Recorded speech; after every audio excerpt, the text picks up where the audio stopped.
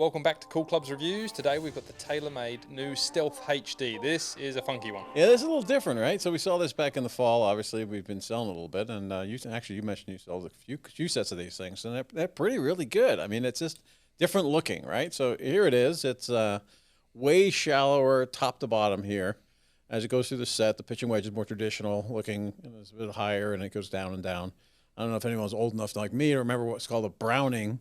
But there was a company that made these about 35 years ago without the technology inside, obviously. It was a really low-profile club, and basically the idea of this is get the ball up in the air. And it's a little draw biased as well, so it's also got that going for it. Yeah, it's offset. It's really different. The sole design, if you check that out, it's got a really cool two-tier it's a little sole. different, right? So it's kind of two-tiered. So if you look at the bottom here, this is actually the sole of the club, but because they've obviously got more mass to put on the bottom because they took it off the top, they've got more width here. But this is the only effective sole, right? Yeah. So it's a little different That front from edge. the most. And they did a great thing, I think, which we've got a 30-degree 7-iron here, which is for what is definitely in our game improvement category, Right. weak. Yeah. Relatively speaking to the others in the field.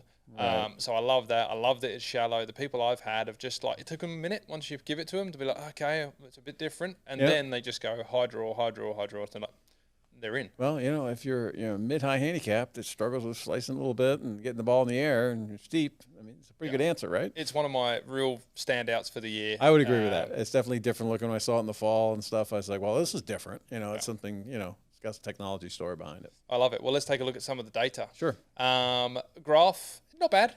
Yeah, it's not going to be the longest because of that weakest loft. Right, so right. That's going to hurt it on some of those overall points compared to the other game improvement irons. But still 150, what we got, 159? Pretty good short to long, though, obviously. It's pretty consistent as far as the distance it goes, even on pretty severe mishits, which most clubs, especially when you get to the heel, drop off a lot, and this doesn't really. Yeah, it didn't drop off. Actually, it did something a little odd for a heel shot for most clubs. It kind of hung a little right on the iron. It's kind of rare for the iron. It kind of hangs a little left normally. Right. Stopping power is good. Really good, actually. 3.8 for us for stopping power. Actually, let's talk about the overall performance real quick. It's 4.4, which is a little misleading, right? So part of the overall performance test does take into account distance.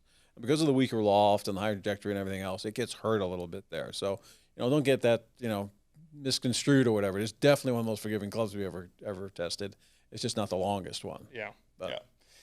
Good carry for the person that's coming into this isn't like, I want to hit this a million miles. They're like, I want to get the ball airborne. I want to get it going, landing on a green. Yeah. So it really does tick all of those boxes. And spin launch at 270. So in the 80-mile-an-hour test, that's in the the middle top.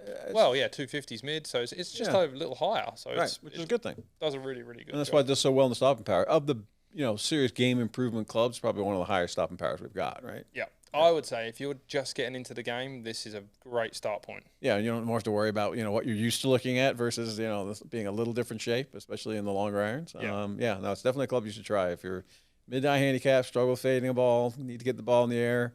It may look a little odd, but give it a try. Yeah, it seems to work really well. I agree. I love it. Yep. Thanks, Mark. All right.